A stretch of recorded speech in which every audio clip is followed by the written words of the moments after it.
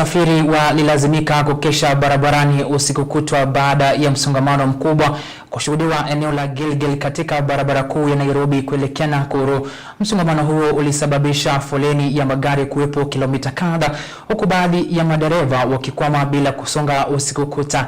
Chanzo cha msongamano huo kilisemekana kuwa ajali iliyotokea katika barabara hiyo.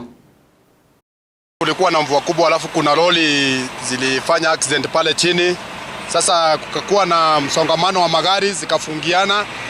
Watu wamelala kwa barabara tangu jana usiku mpaka asubuhi, mpaka hii masaa bado naona jamu. Avocado za export, nimetoka Kitale.